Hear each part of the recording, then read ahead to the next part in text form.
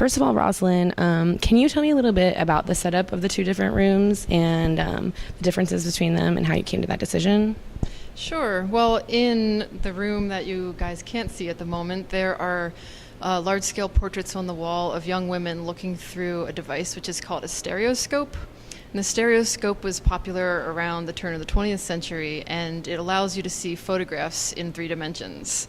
So you see women looking through this device, but you can't see what they're looking at. And because the stereoscope is like a mask, perhaps you can see behind us, you can't see the viewer's eyes. So I started making those portraits, and I was very interested in the idea of looking and the gaze and looking at photographs and being looked at, especially as a young woman artist. You're both someone who looks and someone who is looked at. And so in this room, I have portraits of women looking, and I also have a series of stereo cards that I made myself that deal with themes in my life and other things. So, well, looking through them is a lot of fun, and it's also it's interesting to me because it's both voyeuristic, and in the gallery setting, you are seeing somebody look at them. What are people's reactions in the gallery as far as viewing into the stereoscopes? Well, a lot of people laugh, common reaction, and some people are very uncomfortable in this room because of the large pictures on the wall, which creep some folks out. So I really wanted to create an environment that wasn't totally comfortable, that made you be self-reflexive, think about the act of looking, think about what you're looking at, and be looked at while you're doing it. Yeah. So I think the scale really lends to that. I adore the scale. I think that super successful, and congratulations. How does it feel? Good. Good. All right, bye.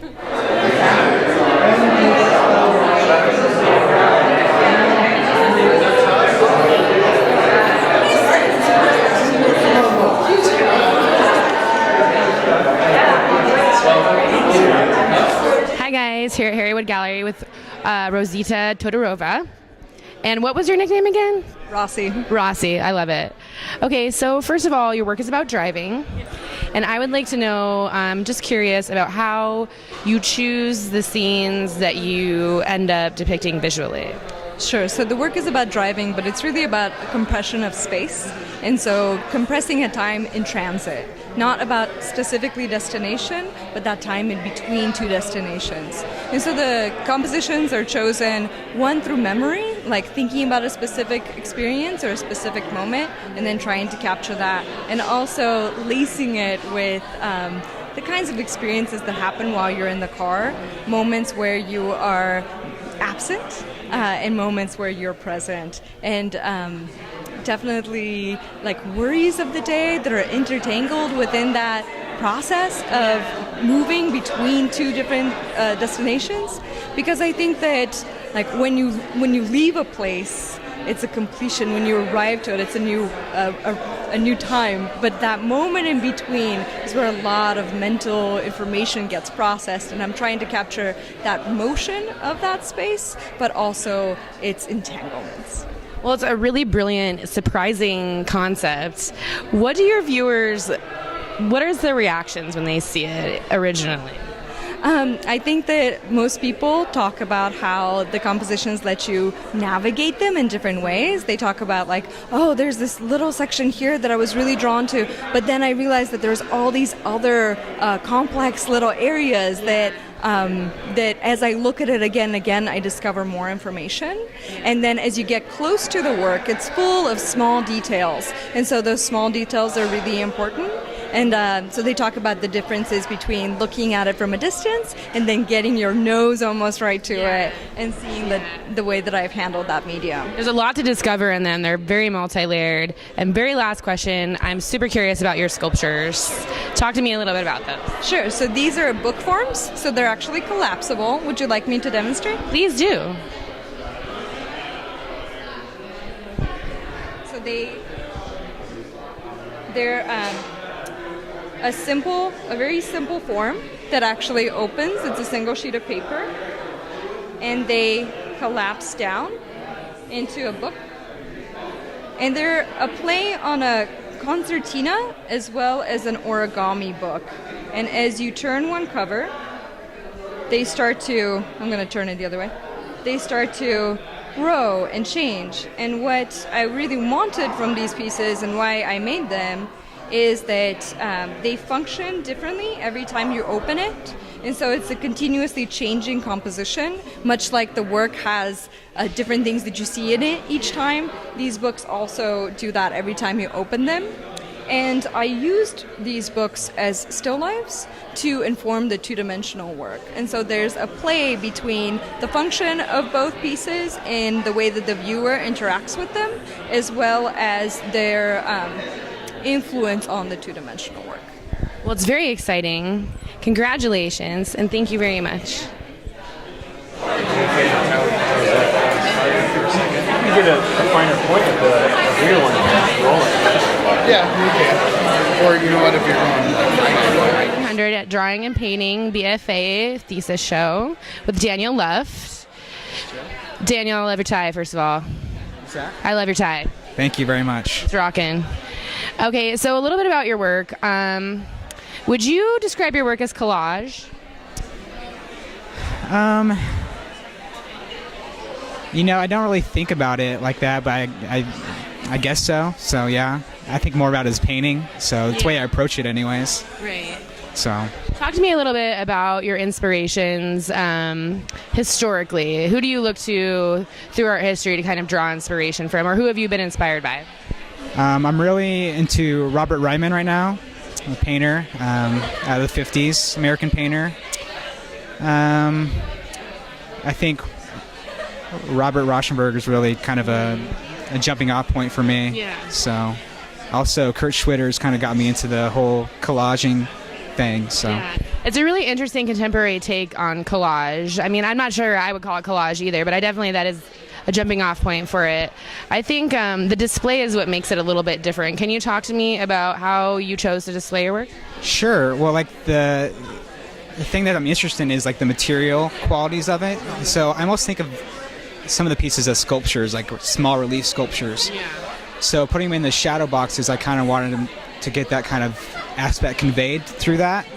And you can kind of see in the pieces that are in the acrylic glass, they kind of protrude off the wall and just get like the nice qualities of the materials. So Yeah, it has a lot of depth, for sure. And I think another thing I'm curious about too, last question, I won't torture you anymore, is how you choose your material, because it is a lot of found paper and found objects. Is it you just see it, or do you go out looking for it?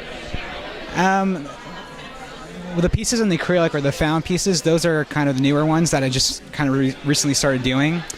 So it kind of really depends on me finding things while I walk. So I found those on a walking to school. So it's kind of like depends on like me randomly finding those pieces. So I'm not sure how I'm going to bridge that in the future. I kind of want to working with burnt paper. So that'd be me making the found paper. So we'll see. I've seen a lot of interesting stuff with gunpowder. Just throwing it out there. Yeah. Not saying you have to blow things up. I don't want to injure myself as well. So Oh, come on.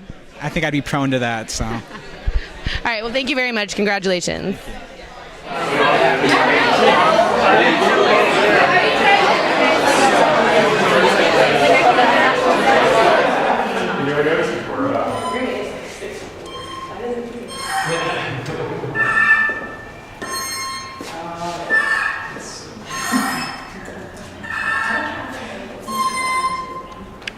Hi, guys. Here at Step Gallery with Blakely McConnell. Hi.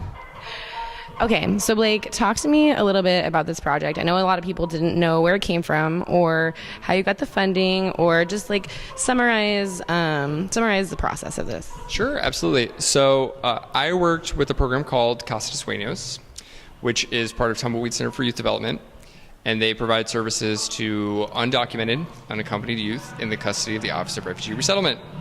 So these particular youth are very special, 12 to 17 years old. Almost all of them are from Central America, Guatemala, Honduras, El Salvador. We worked together for 2 months to create an audio project. So we created these prototypes for instruments that then became wooden, more permanent instruments, and went through compositional strategies that involved making the drawings that you see, which you could consider a visual score of a type related to the question, what is your favorite place and what sounds do you hear there? This was funded, of course, partially by Tumbleweed Center for Youth Development, but also by the Good and Plenty Grant through Scottsdale Museum of Contemporary Art. And I was there for your performance, which was fantastic, by the way. I was not surprised that you won. Talk to me a little bit about working with the children and the experiences you gained from that.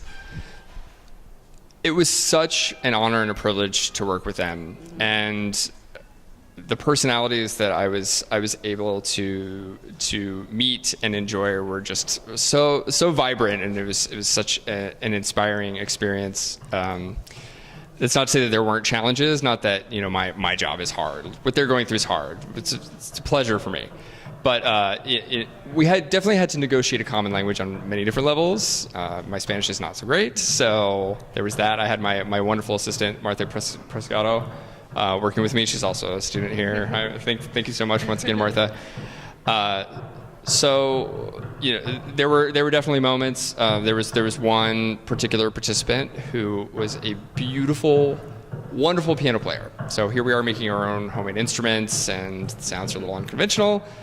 And so here comes out the keyboard. So it's one of those moments. Do you sort of put a lid on that, put the kibosh on that, or what do you do? So I would always explain. You made, because we made the contact mics that we're using to record the sounds. You made everything from start to finish. It's all yours. It says so much about you. And the response was sometimes like, but it still sounds kind of ugly, and the keyboard sounds nice. So so the keyboard has its place, but at the end, and you'll hear it in the compositions that are featured in this exhibition. But at the end, this particular participant was there for the entire 2 months, which is unusual because they're usually only there for 30 days. At the end, he told me, he really wanted to tell me that he really appreciated what we had done, and that he wanted to go back to his home country and teach children there how to do the same things that we had done in the workshop. Wow, that's amazing. Awesome. You're going to make me cry. Jerk. Well, thank you. I absolutely adore it, and I think you've done an excellent job, and congratulations. Thank you. Thank you very much.